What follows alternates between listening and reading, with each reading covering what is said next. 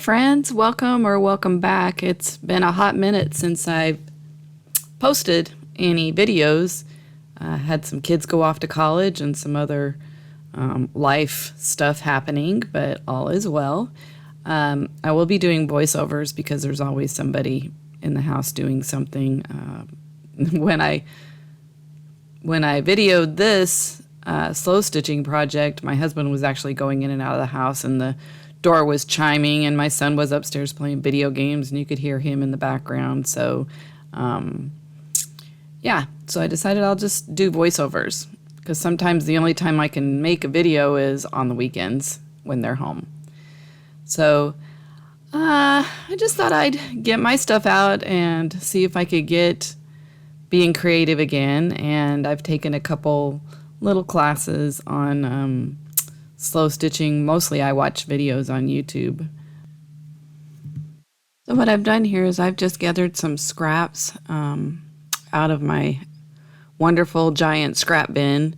And for the lettering there, I just used a stamp with StazOn like royal purple ink stamped on muslin. So I've been having fun lately. I've been learning how to print with my inkjet printer on fabric, and that's been kind of fun. So I have some words that I just typed in the computer or some printables that I've received that have words on them that I've printed out that I can use in slow stitching as well. Right here, I'm just using some regular sewing thread to get ready to baste, to kind of hold everything on there. And as you can see, I had a little difficulty seeing that tiny needle head. That's what happens when you get just a little bit older. Now, I am by no means saying that I am old. I'm just saying sometimes your eyesight goes when you get a little older. So while I'm basting this, I wanted to ask, and you guys can leave a comment, do you like voiceovers, or would you rather me talk during while I'm doing the stitching real time, or what kind of videos do you prefer? I myself, I don't really care whether it's a voiceover or whether it's watching somebody stitch real time, as long as the project is something that I enjoy watching and the person is engaging. And I have no idea how engaging I am because I'm just learning how to do all of this at this time. But I digress. Let's get back to the stitching. So some people like to pin down their pieces. I've seen people use a glue stick. I haven't personally tried the glue stick. I'm afraid that it'll go through my fabric and I won't like the way that it looks. I do use pins sometimes, but just during this video alone, I poked myself several times with the needle itself. So I don't need any added pins in the mix. So I've finished basting and I'm cutting my thread, and I'm going to go ahead and change the color in my needle to purple. It's a pearl number 8. The color number is 2720 if you're interested in that. The video doesn't really do it justice. That purple, it looks blue on the spool there. At any rate, I'm going to go ahead and stitch around my little saying on muslin there, and I've decided to do a running stitch. And what I did was I varied the length of the stitch so that it added a little bit of personality, a little bit of something different. I really enjoyed using different stitches, or actually I used the running stitch a lot, but I used it in different ways throughout this project, as you'll see. So through this video, I went ahead and I just, excuse me, edited out tying off on the back, as well as when I changed threads quite a bit. I was doing that in order to shorten the video a little bit. I'm going to go ahead and speed this up, and I'll be back with you in just a few.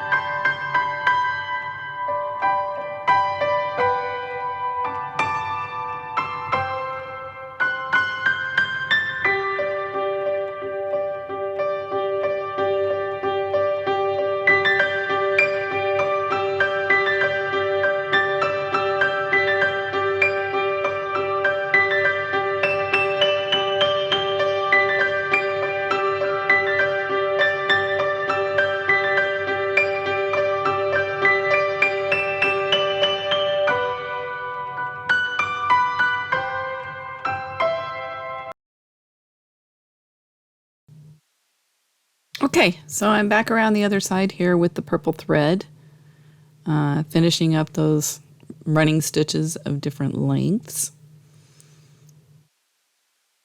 Coming around the side. And instead of changing the color of my thread, I'm going to go ahead and leave it purple in order not to have to thread the needle again right away, and because there's quite a bit of thread left on the needle before I start stitching the next section.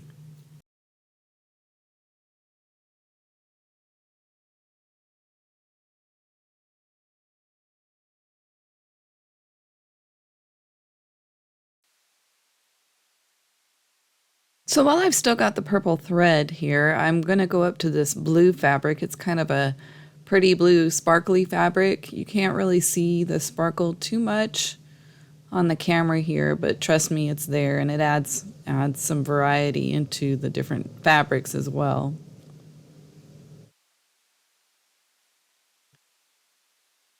I love using polka dot, floral, solids, different patterns, and mixing it all up to make it fun. Now this piece is kind of matchy-matchy, but I really enjoy seeing the pieces where people just really go free with their colors and just do whatever. There's so much to see when using all the different colors.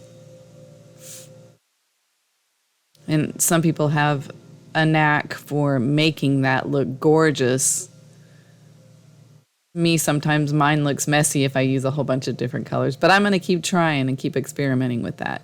Right here, I'm trying to decide what to do. I don't necessarily want to do just a plain running stitch around this. So I go down the side and I decide to come back and do 3 little sections of 3 stitches each. So they look like little boxes. Again, I like to do everything in 3s. It's just a design thing, or odds, I would say you could do 5. Obviously 5 wouldn't fit here. But 3, odd numbers seem to look better than even numbers when you're designing.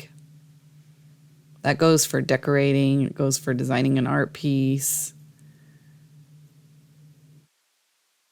It just looks better.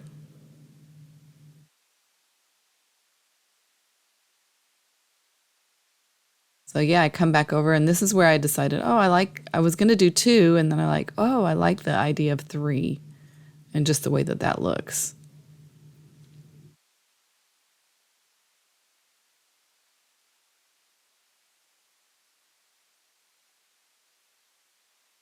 So basically 3 vertically and 3 horizontally.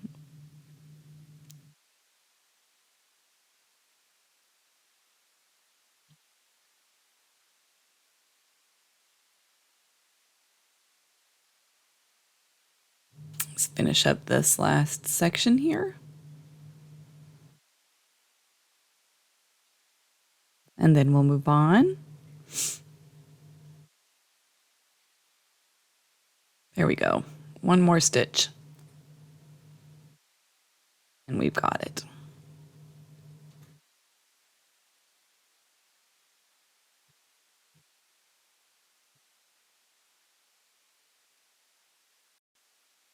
Then still using the purple, I come down to this blue floral, which I don't want to cover the floral up too much, so I'm just going to do a basic, I say it's a running stitch, but I guess if you're going sideways, they might call it a whip stitch this way. But I also think there's another stitch using 2 threads that looks more like a whip stitch. Forgive me, I'm not a professional embroiderer, but I have been learning about stitches. Let me go ahead and do this stitch around this blue floral, and I'll be back with you in a minute.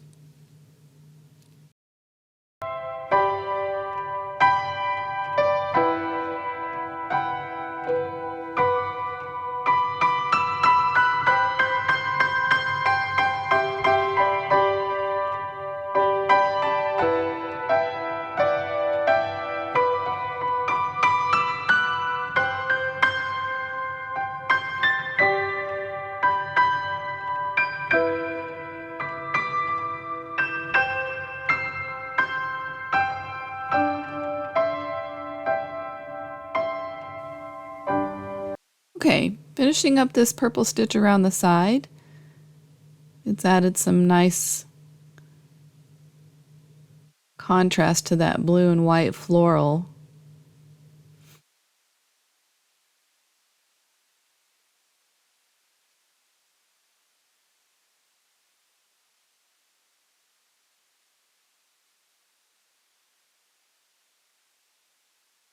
And I love that we do not have to be perfectly precise when slow stitching. It's very freeing and much less stressful.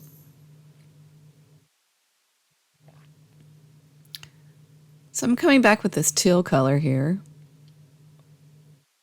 And I'm going to go around this pattern piece over to this other side. Now notice there really isn't any teal like this, like the greenish blue in this piece. But I feel like this kind of ties in with the green and it contrasts nicely with the purple and the blue.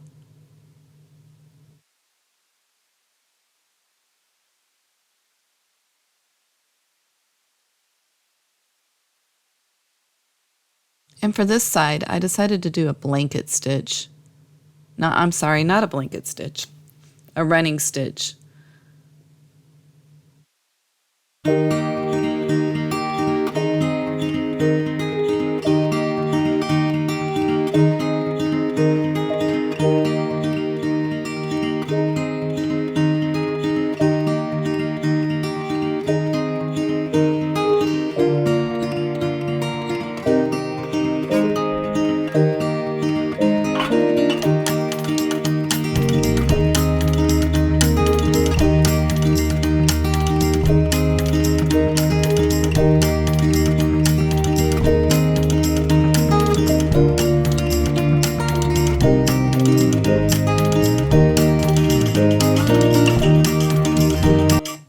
And I'm just finishing up that running stitch there. Added a little more color in, using that different shade of green.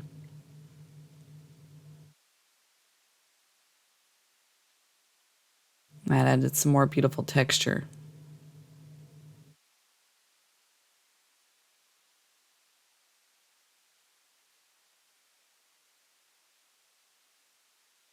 While I still got the green on here, I wanted to do something around the this area down here where there is no fabric and the muslin is just showing through. I thought about the purple, but then I came back down and I started doing French knots. I used to hate French knots, but they've now become one of my favorite stitches, the better I've gotten at them. Most people have a love-hate relationship with them. And I used to think you had to wrap the thread around a lot more to get a French knot, but that just makes the knot bigger. You really don't need to wrap it that much. I think I do it, yeah, once or twice. And what I did was I left space between these so that I could go back with the other two colors of thread and do more French knots to make it a little bit more colorful.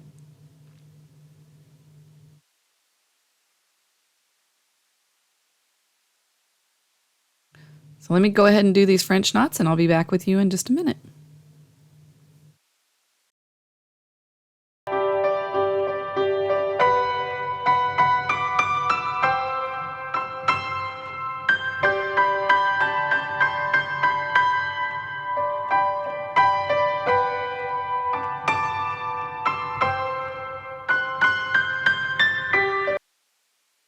So finishing up this last little French knot in the teal color here.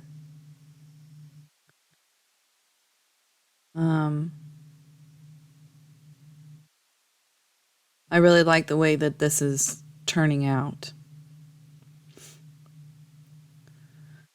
So next, I went to the blue color. I may have very well threaded the needle on here. Let's see how good I did. I can't remember. Sometimes it goes through quick, sometimes not so quick. And yes, I did just lick it.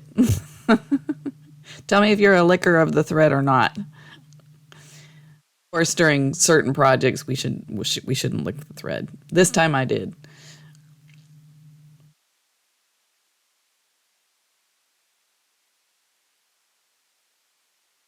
I learned to tie the knot on my. Oh, I'm doing more French knots. I learned to tie the knot at the end of the thread from my mother when I was very small. I always thought it was really cool how she just rolled her fingers and made the knot so easily.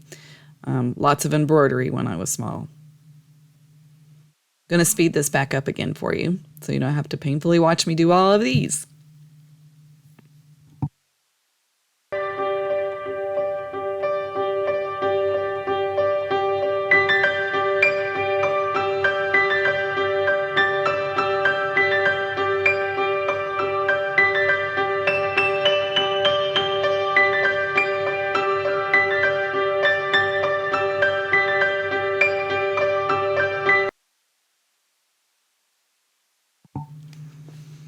Finishing up the last one. The spacing on these was not perfect, but that's another good thing about slow stitching. Another wonderful thing about doing this is it doesn't have to be perfect. And I think that imperfect adds some charm to our stitched pieces as well.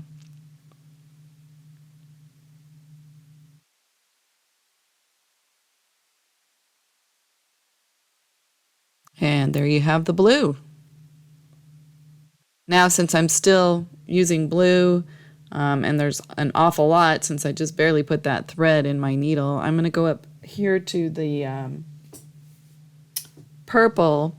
And what I decided to do was, run a running stitch around the outside of the square until it gets smaller towards the middle where the saying is.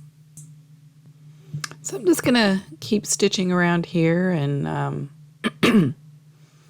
if you guys like the projects that I'm doing or that you've seen, I hope you'll subscribe if you're new here. If you're already a subscriber, I hope you stick around because I have so many ideas of things that I want to do, and I will be posting more videos than I did during the summer, especially now that I have a little more time. Two of my girls, I only have two girls.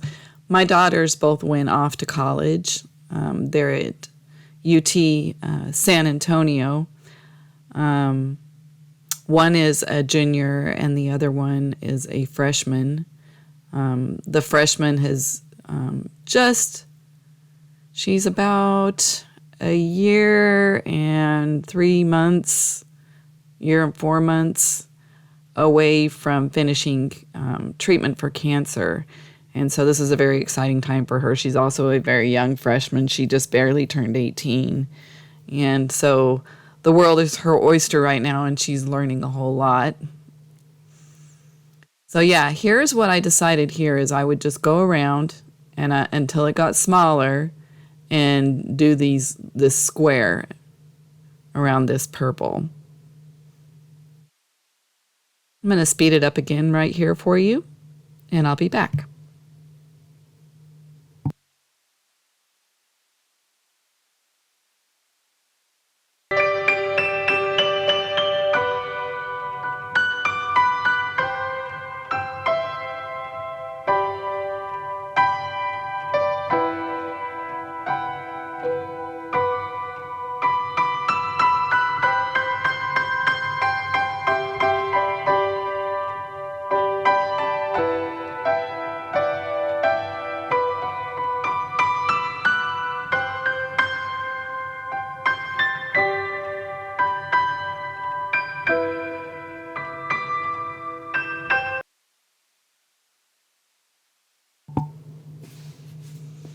So here I'm just finishing up the running stitch.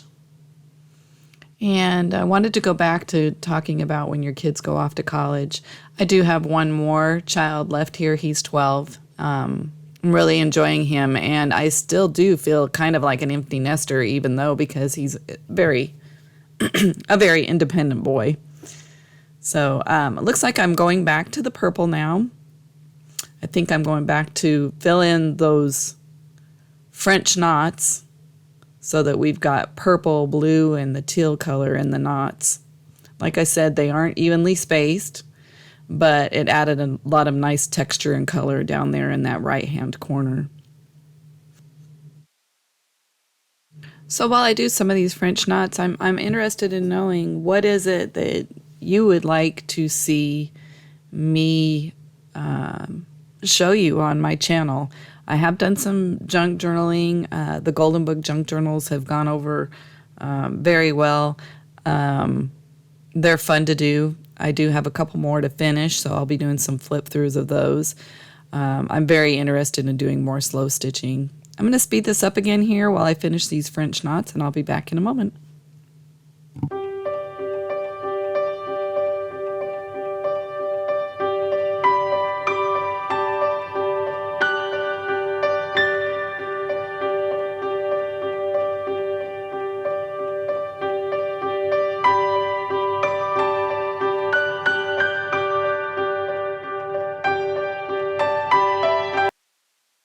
Okay, the French knots are done, and there's something very satisfying about just feeling your work, as you can tell. The texture is just wonderful.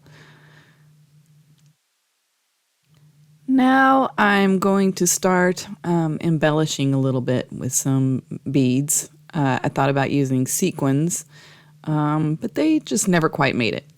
I got these little heart beads on Amazon, and I can link them for you. They came with the sequins, so I will put a link below so that you can check them out if you're interested. The sequins, there are many, many colors in the sequin package.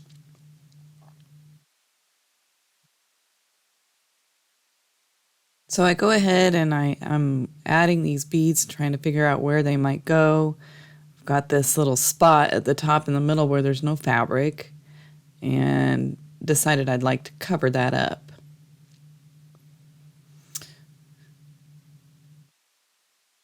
Always in threes.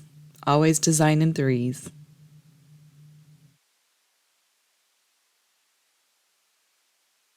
So I learned from Kelly Mae Krentz a little bit about how to make your beads stay and lay down good. I think it's also Sarah Humphrey. I've watched her a little bit as well. So I go ahead and put these on the needle, thread them on, and I sew them down so that they're straight. But after I sew them, I come back up in between each bead and just couch over the thread that's already there, and it kind of helps them lay and secures them a little bit better so they're not spinning around or flopping. The first one's done, and it just lays a lot better. Now we're going for the purple one.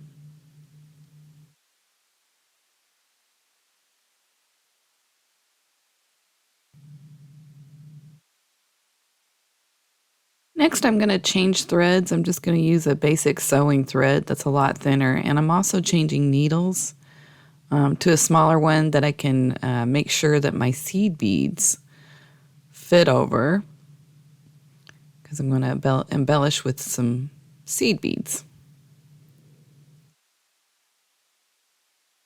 Trying to find one that's small enough for the seed beads, but large enough that I can get the thread through the little hole.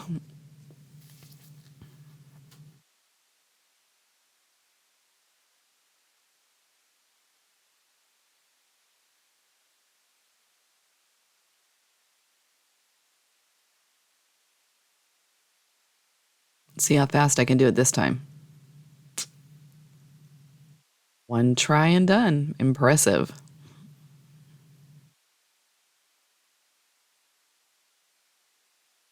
I had not wanted to actually cover up this floral part, but I do want to add some bling to it a little bit. Not necessarily bling, but a little bit of variety. So I'm just going to take a few beads here. I'm going to take 3 on this first pass. And I'll sew them down much the way that I sewed the hearts at the top.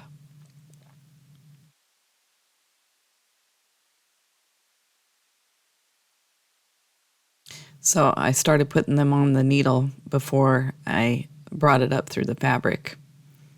And you'll see later that I left a blooper in there that I thought was actually quite funny. I hope it amuses you too. So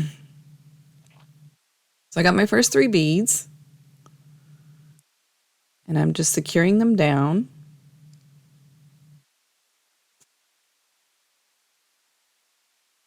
And what I want to use is some purple and silver beads. See, I'm going back through and couching down that thread to hold those beads in place. Remind me not to use a white paper underneath next time. It just moved around way too much and was such a hassle. I'll use my sewing mat next time.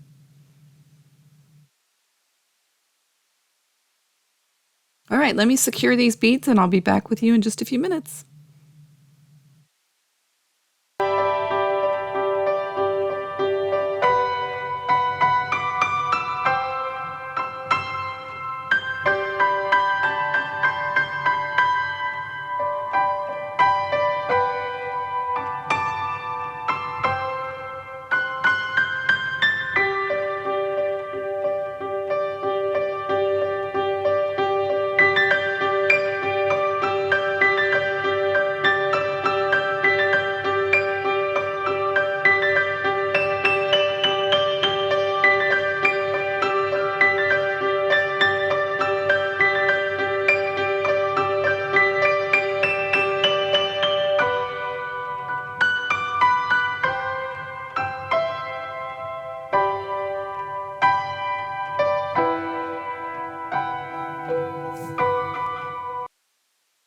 So here's my blooper. I came up from the bottom, or went down through the fabric, proceeded to try to put the beads on, realized what I was doing, took the needle off, rethreaded the needle, and then I'll be darned if I did not do the exact same thing again.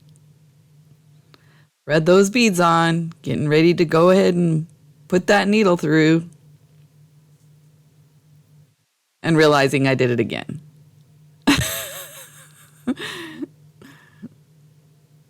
So I thread the needle once again. Thank goodness my needle threading was working quickly. And said, okay, I've got it this time. I won't forget. I thought that was kind of funny. Made me laugh at myself. So I'm putting the last 3 beads on here. Really enjoying the process, loving the colors that I've come up with. All in all, this project took me about 45 minutes to stitch. But to be honest, it was the quickest 45 minutes. I just really enjoy sitting. The time goes by very quickly. Love working with my hands.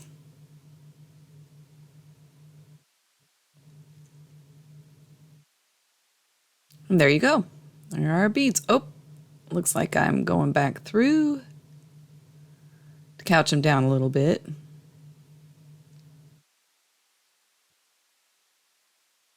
So the beads, the French knots, add texture and variety. If you vary your stitches, makes it a little more interesting to the eye.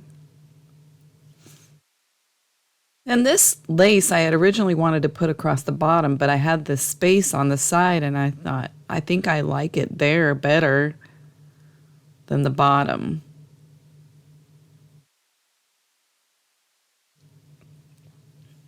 I'm going to flip it over the other way. I'm going to trim some off. I didn't want it to, wanted it to be about the length of the stitching and not go over the muslin background.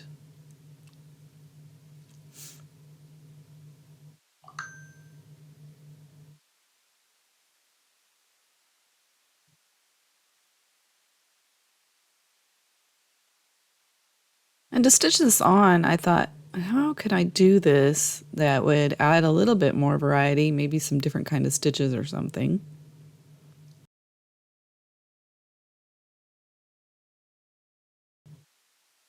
And then I settled on using some blue thread so it would contrast nicely with that purple lace.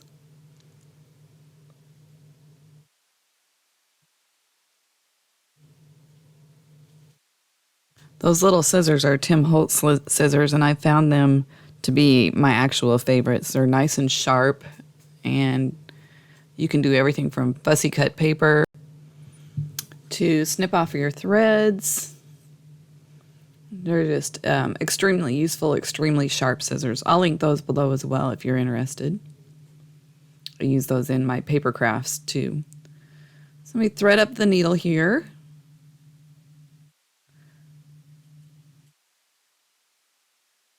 And then I was just going to do like a diagonal stitch up the side. But once I started going, I thought, oh, I don't have any cross stitches in this piece. And I thought they would show up really nicely. So I get going. I kind of marked, to keep them straight, I kind of marked where they could go into the lace that would keep them about the same size. And I went all the way up to the top, and then I was able to come back down and had some beautiful blue cross stitches over that purple lace. And just the contrast with the blue and the purple just really pops and looks very nice together. So let me go ahead and get these cross stitches finished, and I'll be back again and we'll get closer to being to our completed product.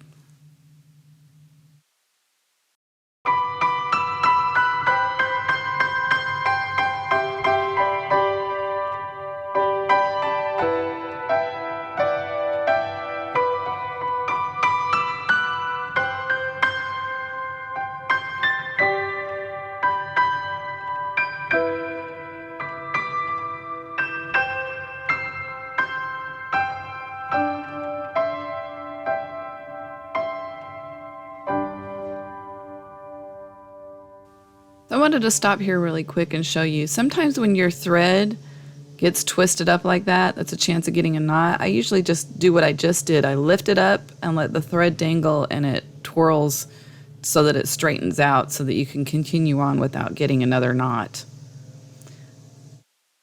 So as you can see, I'm coming back towards the other side, crossing over those first stitches to make the little cross stitches on the purple lace.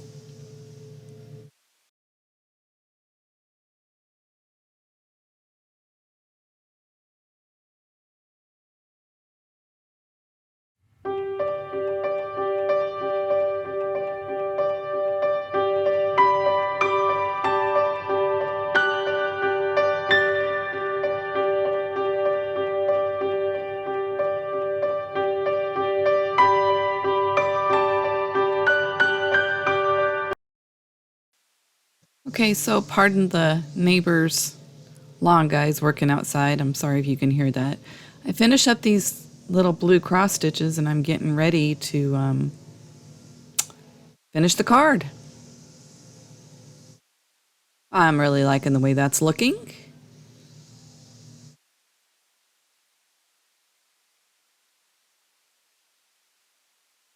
Clean up a little bit of the threads hanging out on there. Some people will leave them if they're not bothering them, and that's okay. I love the torn edge instead of the cut edge of fabric. It just adds even more texture to the piece. So I've had a lot of these cards. I went ahead and stamped "Handmade with Love" on the back with one of my stamps. Lots of blank cards in different colors. 3 by about 5.5. And my piece was originally 3 by 3. So that kind of gives you an idea of what I was working on. Take a little Fabri-Tac.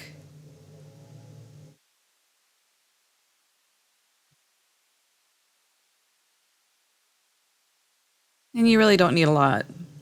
Anybody who's used this knows that it sticks very, very well.